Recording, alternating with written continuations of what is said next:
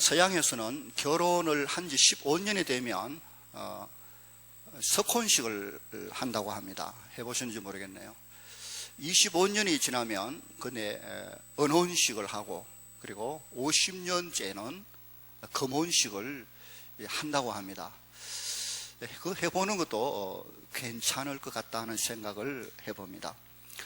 오늘 본문은 제가 참 주례를 많이 했는데 그 주례의 본문으로 참 많이 썼습니다. 그리고 우리 청년들 결혼하기 전에 제가 교육을 하는데 이 말씀을 가지고 많이 이야기했던 이야기입니다. 5월 가정의 달을 맞이해서 저는 오늘과 다음 주 행복한 가정, 하나님이 세우신 이 가정의 핵심이 되는 그 부부, 남편과 아내, 결혼, 이런 문제를 오늘 본문을 통하여 찾아보려고 합니다. 이 가운데는 이미 결혼했던 분도 있고, 결혼 생활을 하고 있는 분도 있고, 또 앞으로 결혼을 준비하고 있는 성도들도 많이 있는 줄 압니다. 함께 첫 마음을 가지고 하나님 앞에 이 말씀을 함께 나누어 듣도록 해 주시기를 바랍니다. 오늘 본문에서 우리가 제일 먼저 살펴야 될 것은 결혼이 뭔가 질문해 보셨습니까? 결혼하고 살면서 이 결혼이라는 걸 내 입으로 한번 성경적으로 가장 합당하게 설명을 해 보았습니까? 또 물으면 대답하는 게 다 가지각색입니다.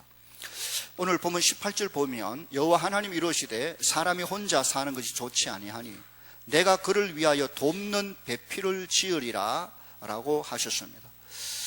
그리고 21절 22절 거기에도 읽어보면 여호와 하나님이 아담을 깊이 잠들게 하시니 잠들매 그가 그 갈빗대 하나를 취하고 살로 대신 채우시고 여호와 하나님이 아담에게서 취하신 그 갈빗대로 여자를 만드시고 그를 아담에게로 이끌어 오셨습니다. 그때 아담이 그 아내를 바라보고 여인을 보고 이는 내 살 중에 살이요 뼈 중에 뼈라 사랑의 고백을 합니다.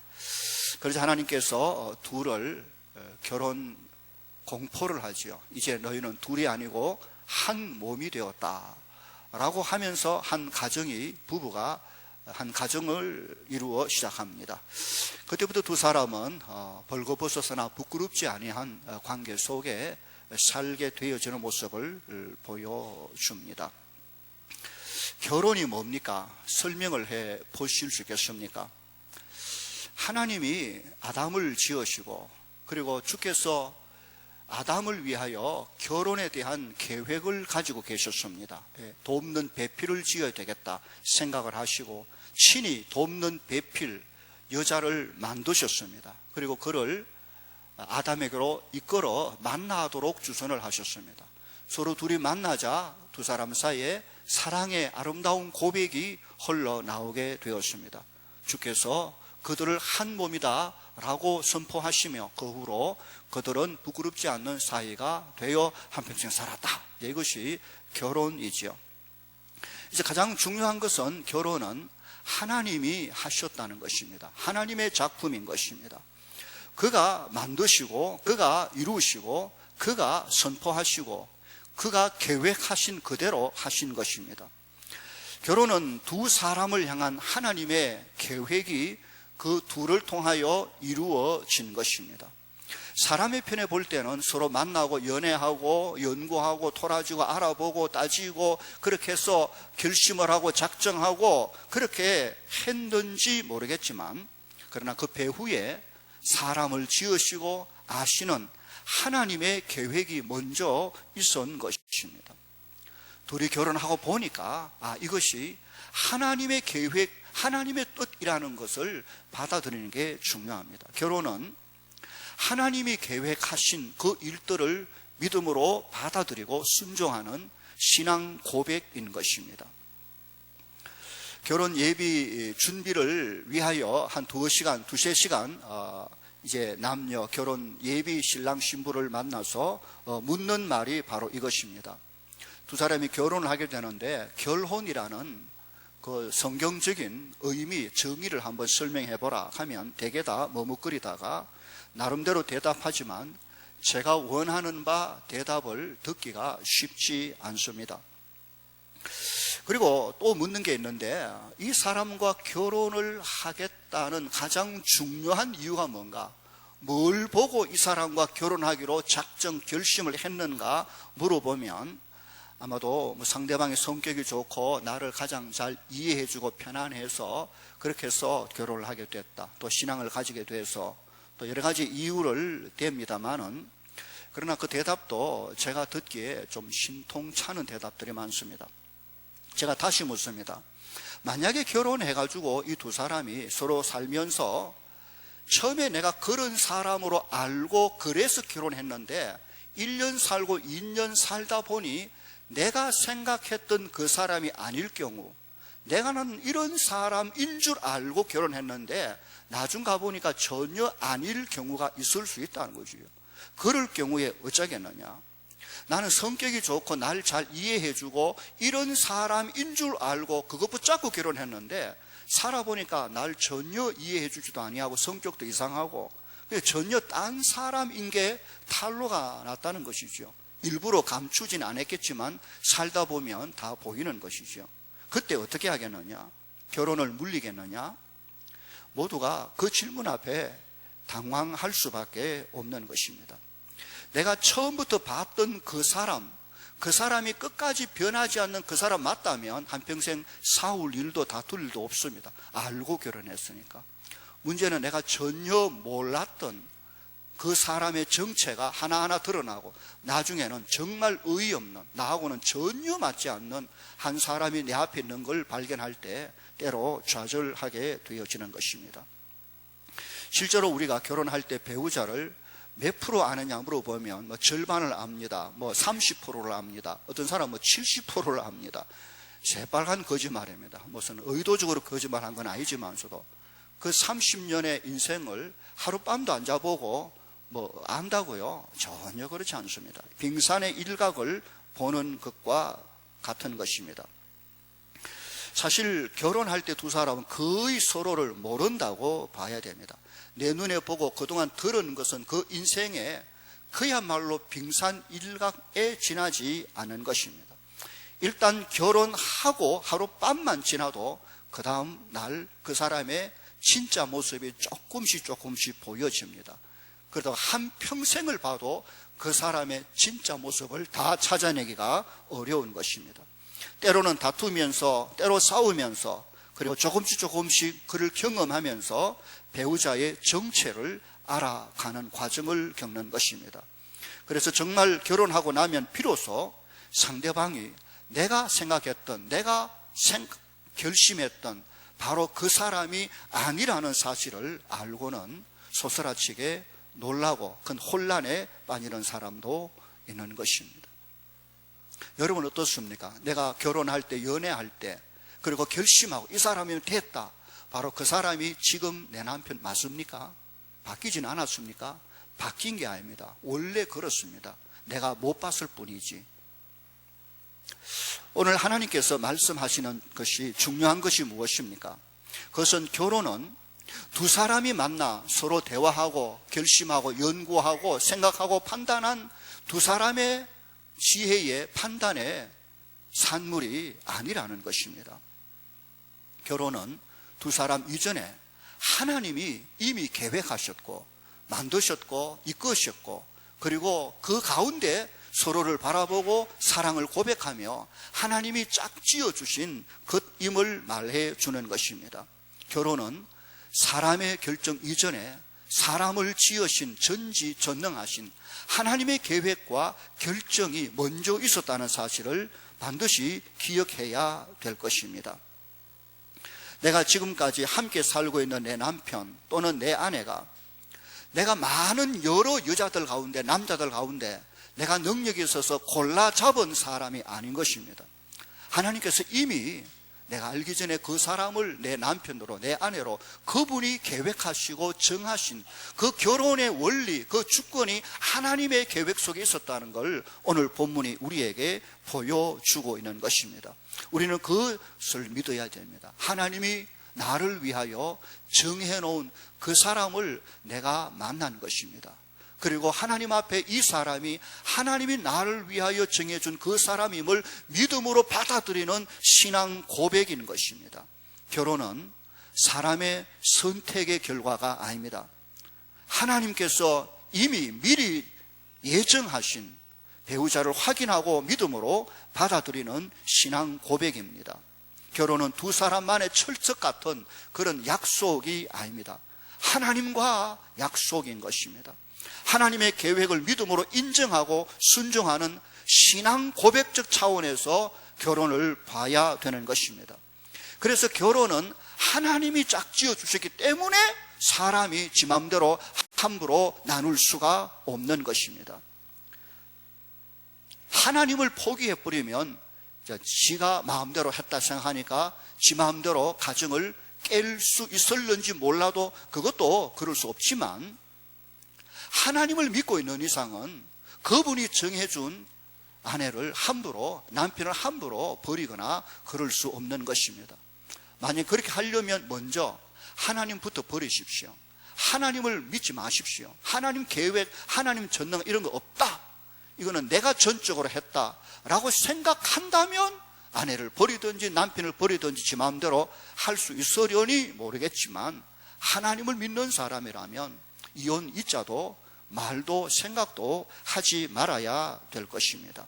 결혼은 배우자 앞에서 하나님을 향한 나의 신앙 고백임을 절대로 잊지 말아야 됩니다. 이것을 하나님 앞과 온 성도들 앞에 공포하는 것이 바로 결혼 예식인 것입니다.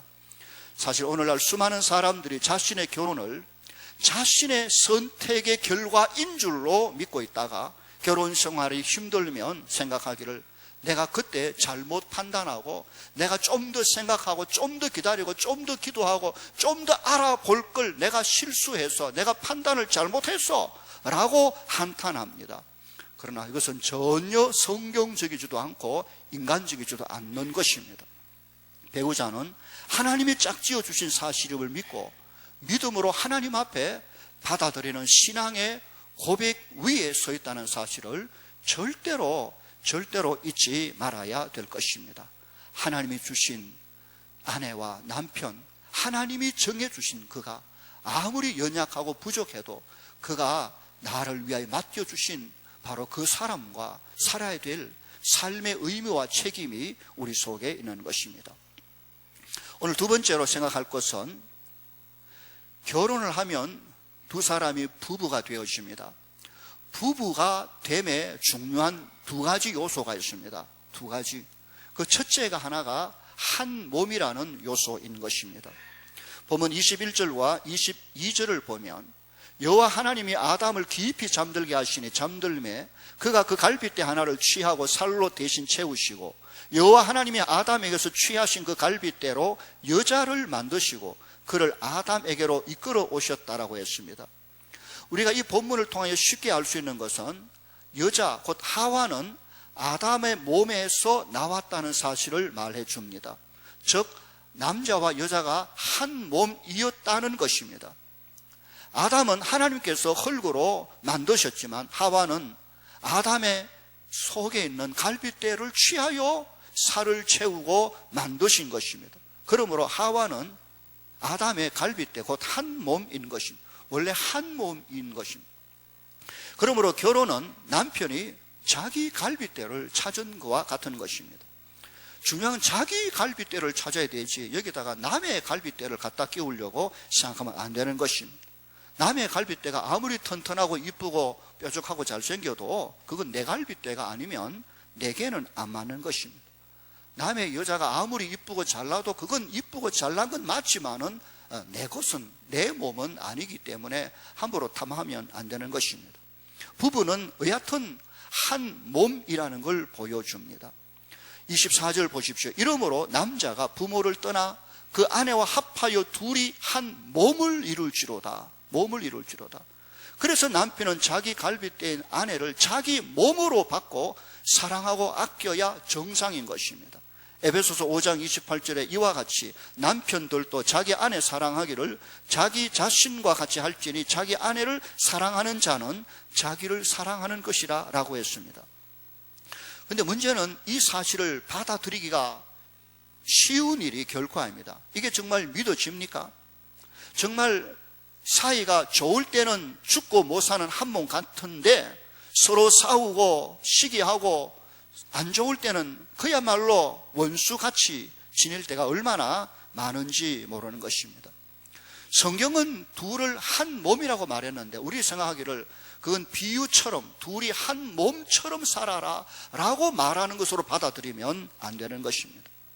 둘은 성경대로 한 육체, 한 몸이라는 걸 받아들여야 됩니다. 어떻게 두 사람이 생각 다르고 키 다르고 생긴 거 다르고 배경 다르고 지식 다르고 돌아서면 보이지도 않는데 어떻게 그 사람이 육체적으로 하나가 된다는 말인가?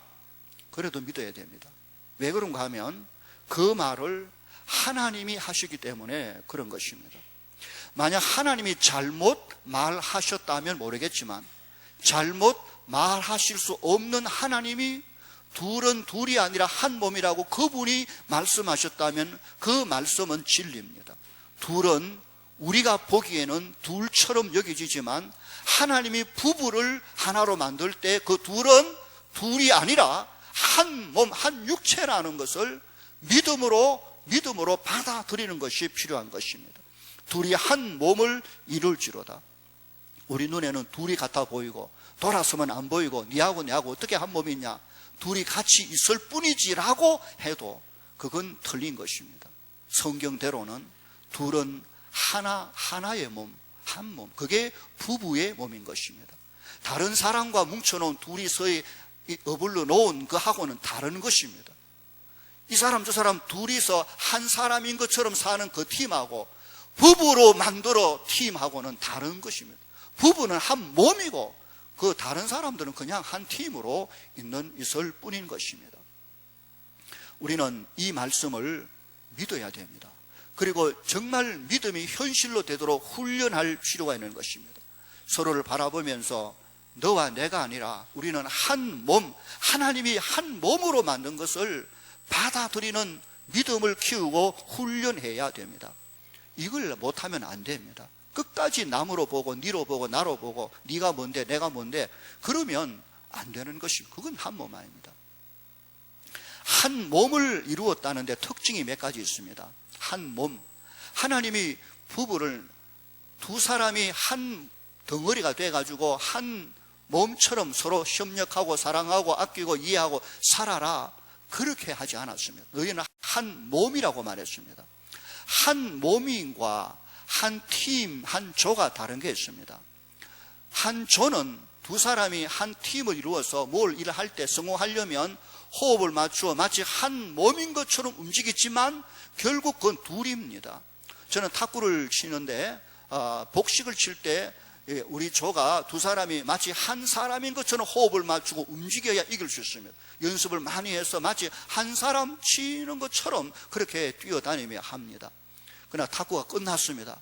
그러면 우리 둘은 계속 같이 붙어 다닙니까? 아니죠. 헤어집니다. 쥐는 지 갈 길 가고 나는 내 갈 길 가지. 탁구 시합 끝났는데 뭐 때문에 같이 붙어 다닐 겁니까? 지 갈 길 가도 자기는 나는 내 갈 길 가도 아무 문제가 없습니다.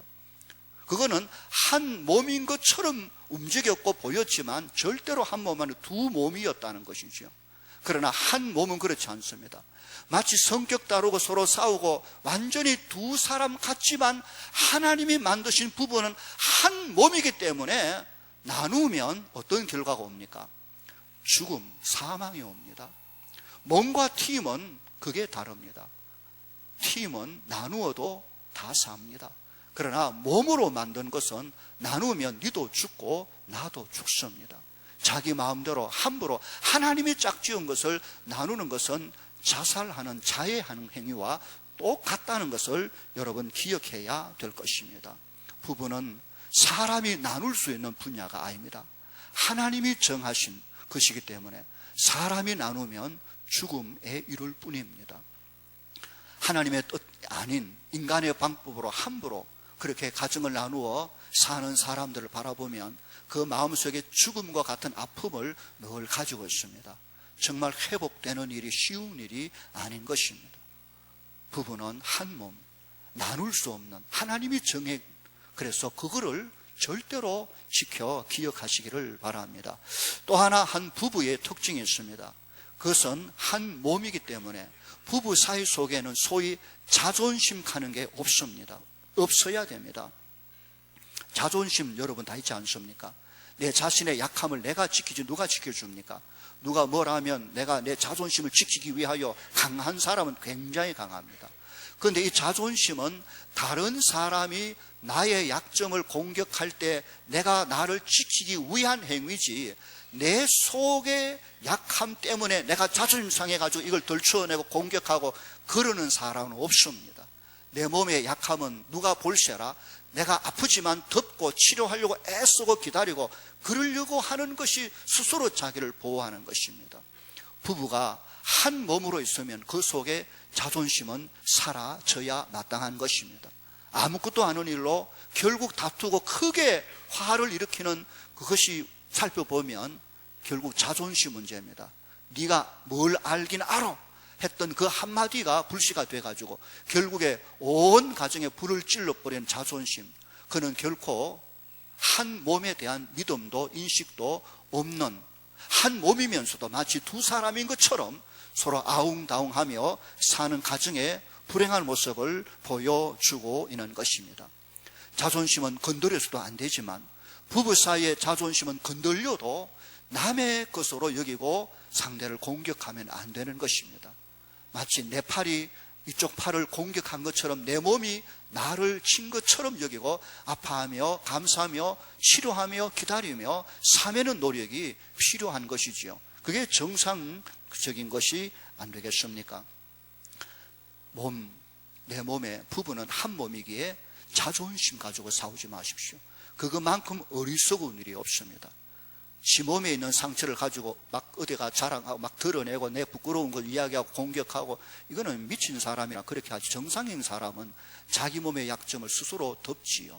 부부는 한 몸이기 때문에 상대의 연약함이 나의 연약함인 줄 알고 그렇게 약한 모습을 보이고 하면 빨리 가서 덮고 기다리고 기도하고 참고, 그래서 치유하기를 바라는 것이 정상적인 부부지, 괴롭힌다고 나도 같이 소화리 지르고 과음 지르고 그래서 그건 아니라는 것이죠.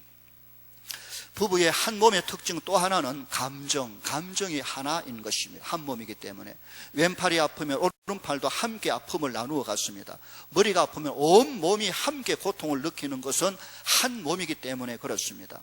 남편이 화가 난다고 말이나 폭력으로 힘세다고 아내를 막 이렇게 막 폭력으로 해가지고 아내가 완전히 떡이 돼가지고 울고 불고 그렇게 있으면 남편이 기분 좋아서 이겼다고, 만약에 그런 사람이 있다면 그는 전혀 한 몸이 아닙니다.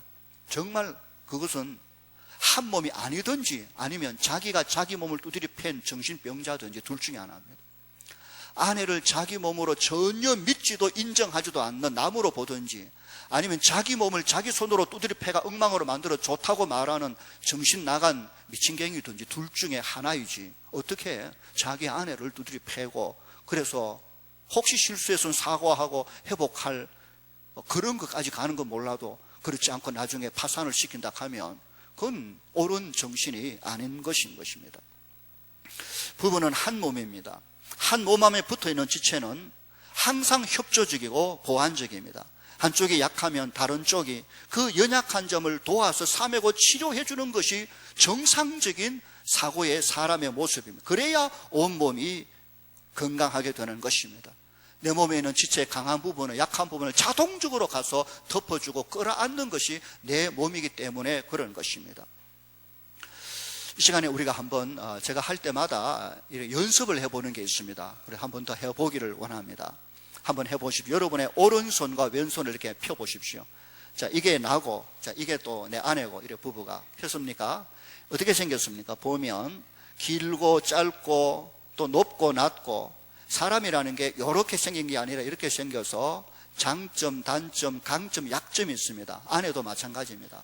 그래도 둘이 만납니다. 둘이 붙이십시오. 이렇게 이쁘장하게 하나를 만드십시오. 절에 스님 합장하는 것처럼 그렇게 해보십시오. 이쁘지요? 하나가 되었습니다. 이렇게 멋지게. 자, 이러다가 어느 날 이런저런 문제가 생깁니다. 한번 한쪽을 떼보십시오. 이렇게. 자, 떨어집니까? 떨어지지요. 다시 붙이십시오. 이쪽을 한번 떼보십시오. 떨어지지요. 쉽지요. 다시 붙습니다. 전혀 내가 원하지 않아도 지가 떨어지고 싶으면 떨어져 버립니다. 전혀 원하지 않아도 지가 가고 싶으면 가버립니다. 어쩔 수가 없습니다. 다시 사정해가 붙고 살다가 또 떨어지고. 이게 옳은 게 아닙니다. 이게 얼마나 불안한 하나인지 모릅니다. 언제 떨어질란지, 언제 끝날란지, 언제 나가볼란지 알 수가 없습니다. 그래서 이쁜 것 같지만 이건 부부의 손이 아닙니다. 자, 다시 손을 펴십시오. 이제 여러분이 생각하기를 부부의 손이 뭔가를 직접 만들어 보십시오. 어떻게 쥐면 부부의 손일까요? 이거는 분명히 아닙니다. 자, 그러면 어떻게? 시작. 예. 다 했는데 못하는 사람이 있는 거죠. 자, 다 했죠. 자, 이 구조를 보십시오. 어떻게 생겼습니까?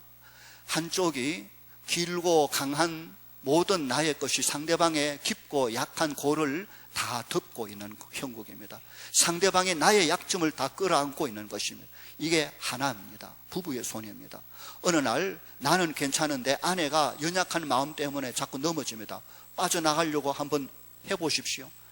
한쪽은 괜찮은데 한쪽이 빠져나가려고 펴서 발부둥 쳐보십시오. 쉽게 안 빠집니다. 내가 끌어안고 상대방의 약점을 다 안고 있기 때문에. 그런데 나는 괜찮습니다. 상대방이 또 떨어져 나가려고 해보십시오. 이것도 쉽지 않습니다. 내가 그의 모든 약함을 안고 있는 이런 하나됨의 구조입니다. 만약에 이것이 어느 날 우리 동시에 손 놔보자. 하나, 둘, 쫙 놔버리면 끝나봅니다. 그러나 그렇지 않고 어느 누구라도 한 사람이라도 바른 마음을 가지고 있으면 가정은 절대로 깨어지지 않은 것입니다. 자, 이 손 다시 한번 치십시오. 이 손이 무슨 손 같아 보입니까? 무슨 손 같아 보입니까? 기도하는 손입니다. 절에는 이렇게 비나이다 하지만은 우리는 간절하게 이렇게 기도합니다. 기도의 손입니다. 기도의 부부의 기도의 손. 힘들고 어려울 때마다 서로 깍지를 끼고 이 의미를 생각하면서 함께 기도하면 가정은 절대로 안전해지고 풍랑과 환란이 올수록 더욱더 견고하게 세워질 줄 믿습니다. 하나님이 여러분을 도우셔서 주의 가정을 더욱 복되게 해주실 줄 주의 이름으로 간절히 축원합니다. 오늘 한 가지 더 살펴보시겠습니다. 진정한 성경적인 결혼은 부부가 한 몸이라는 원리를 반드시 지켜야 됩니다. 그런데 이 한 몸이라는 것과 또 그만큼 중요한 또 하나의 요소가 있습니다. 부부의 부부됨의 첫 번째는 한 몸이라는 걸 믿음으로 받아들이고, 둘째로는 한 몸 안에 하나님이 세운 질서가 있다는 것을 반드시 기억해야 됩니다. 보면 18절 보십시오. 18절 하반절 보면 내가 그를 위하여 돕는 배필을 지으리라. 하나님께서 아내인 하와를 지으실 때 남편을 돕는 배필로 지으셨다라고 하셨습니다. 이 말을 듣는 아내들의 마음에 조금 불편한, 기분 나쁜, 나도 사람인데 나를 돕는 보조자로 만들었다는 말인가. 더군다나 고린도전서 11장 3절에 보면 그러나 그게 말씀, 나는 너희가 알기를 원하노라. 각 남자의 머리는 그리스도요, 여자의 머리는 남자요, 그리스도의 머리는 하나님이라. 분명한 점은 하나님께서 남자를 여자의 머리로 세우셨다라고 하시는 것입니다. 여자는 남자를 돕는 배필로 만드셨다는 것입니다. 이 말이 정말 기분이 나쁘게 들리는 여자분들은 부디 나중에 천국에 꼭 가셔가지고 하나님께 직접 따져 물으시기를 바랍니다. 그러나 이 진리를 이 땅에서 미리 이해하고 사는 사람은 정말 아름다운 행복한 가정을 만들어 갈 수 있을 것입니다. 행복한 가정의 비결이 거기에 거의 다 들어 있습니다. 첫째로, 남편이 아내의 머리가 된다는 말씀은 하나님께서 남편을 그 가정의 대표자로, 책임자로 세우셨다는 뜻입니다. 한 가정의 가장을 여자가 아닌 남편에게 주셨다는 말입니다. 정말 이제 결혼한 남자가 가정적으로 져야 될 책임은 참으로 무겁고 중요합니다. 우선 아내와 자식을 먹이고 입혀야 할 경제적 책임이 남편에게 늘 주어져 평생 지고 사는 것입니다. 이 일을 위하여 아침 일찍 일어나 피곤한 몸을 이끌고 직장으로 나아갑니다. 하루 종일 업무에 시달리며 때로는 연약한 몸으로 그 힘든 노동을 하면서 오로지 남자가 생각하는 것은 가족을 먹여 살리는 책임감인 것입니다. 때로는 윗사람의 싫은 소리도 참고 속상한 일도 꿋꿋이 견디는 것은 오로지 가장의 책임 때문입니다. 때로는 자존심이 상하여서 당장 사표를 던져버리고 싶은 마음이 꿀뚝처럼 생겨도 차마 그렇게 하지 못하고 속으로 눈물만 흘리며 끝까지 참고 그 일을 견뎌 나가는 것도 가장에 대한 남편의 책임감 때문에 그런 것입니다. 그런 사람도 집에 들어오면 의젓한 가장이요 남편이요 아이들의 아버지가 되는 것입니다. 남편은 가정에서 자신의 존재를 인정받을 때 가장 행복합니다. 비록 세상에서는, 직장에서는 천대받아도 가정에서는 하나님 주신 그 권위와 그 지위, 그 남편으로, 아버지로, 아내로서 그 자리에서 인정받는 것이 남자의 행복입니다. 남자는 소위 자존감과 권위 그리고 책임감 때문에 산다고 해도 될 것입니다. 이것이 무너져 버리면 남자는 더 이상 살 희망을 잃어버리는 것입니다. 남자가 가장 비참하게 여겨질 때가 언제입니까? 가정에서 자기 아내로부터 무시당할 때, 자기가 낳은 자식으로부터 존경은커녕 인정받지 못할 때 남자는 더 이상 살아갈 의지를 잃을 수가 있는 것입니다. 저는 우리 교회 모든 남자 성도들이 하나님께서 주신 가정에서 남편으로서, 한 가정의 가장으로, 아이들의 아빠로서 영적인 권위를 온전히 회복할 수 있기를 주의 이름으로 축원합니다. 무엇보다 가정에서 아내와 자식들에게 존경을 받고 그 아버지와 남편의 자리를 아름답게 지켜갈 수 있어야 됩니다. 그 남편의 권위는 주먹이나 큰소리나 힘이 아닙니다. 그 힘은 가정을 먹여 살리고 세우는 일에 헌신하고 봉사하는 섬기는 힘으로 작용해야 됩니다. 주께서 무릎 꿇고 우리의 발을 시킨 것처럼 남편의 권위는 굴림하고 소리치고 과음치고 그건 깡패고 그건 독재자고, 진정한 남편은 가족을 위해서 자신의 모든 것을 헌신하고 희생하고, 그래서 한 가정의 행복을 위하여 자신을 내어놓을 수 있는 그 남편의 남편됨을 아내가 존경하고 아이들이 존경하고, 그것이 진정한 예수 그리스도의 권위를 인정받는 것임을 기억해야 될 것입니다. 남자는 하나님 주신 권위, 그 가정에서 그 아름다운 권위로 가정을 책임지는 중요한 사명이 있기에 너무나도 중요한 자리인 것입니다. 둘째로, 하나님께서 아내를 남편을 돕는 배필로 만드는 것은 정말 중요한 의미가 그 속에 들어있습니다. 남편은 아내의 도움이 절대적으로 필요하며 그럴 때 비로소 남편이 남편 되고 아버지가 아버지 될 수 있는 것이 아내가 돕는 배필로 작용할 때입니다. 보면 18절에 하나님은 사람이 혼자 사는 것이 좋지 아니하니 하시면서 남자를 위하여 돕는 배필을 지으리라 하고 만드셨습니다. 다시 말하면 남편은 아내가 있어서 도움을 받음으로 비로소 완성이 되는 존재라는 것입니다. 아내의 도움이 필요 없어도 능히 다 완전히 할 수 있는 자가 아니라는 것입니다. 아내는 남편을 완성시켜 주는 의미에서 돕는 배필입니다. 이게 돕는 배필이라는 말은 단순히 밥 해주고 빨래 해주고 청소해주는 가정부, 무슨 보조자가 아닌 것입니다. 오히려 남편을 진정한 남편으로 세워주기 위한 상담자, 선생님과 같은 중요한 역할을 아내가 하는 것입니다. 그렇다면 부부 중에서 남편보다 아내가 훨씬 더 영적이든 모든 면에 깊이가 있고 또 풍성해야 되는 것입니다. 남편이 직장에서 힘들고 방황할 때, 마음이 괴롭고 무너질 때 그 남편을 도와줄 수 있는 사람은 세상 누구도 아니고 하나님이 돕는 배필로 정해 만들어 붙여주신 아내의 도움이 그에게 절대적으로 필요한 것입니다. 남편이 영적으로 마음이 힘들어 방황할 때에 자기 아내를 의지하지 못하고 도움받지 못하고 자기 상한 마음을 아내에게 털어놓을 수 없는 그 아내라면 그 아내는 이미 아내의 자격을 많이 상실했다고 볼 수 있는 것입니다. 맨날 바가지나 끌고 돈이나 세우고 어디 사치나 하고 이런 남편이 지금 이런 상황 속에 무너지는 그 남편을 바로 세우기 위하여 기도하고 노력하고 애쓸 수 있는 아내가 아니라면 그 아내는 돕는 배필로서 그 중요한 책임을 스스로 박차버리고 만 것입니다. 어쩌면 남편이 책을 한 권 읽으면 아내는 2권을 읽어야 남편을 도울 수 있습니다. 아내가 남편이 30분을 기도하면 아내는 적어도 1시간, 2시간을 기도할 수 있는 영적 깊이가 더 많아야 그 남편을 도울 수 있는 것입니다. 학생을 도우려면 학생보다 더 깊이 있는 선생님이 돕는 자로 그 역할을 잘 해야 되는 것과 같은 것입니다. 아내는 어떻게 하든지 남편의 마음을 적어도 품어줄 수 있는 넉넉함, 바로 세울 수 있는 그런 하나님의 지혜자여야 합니다.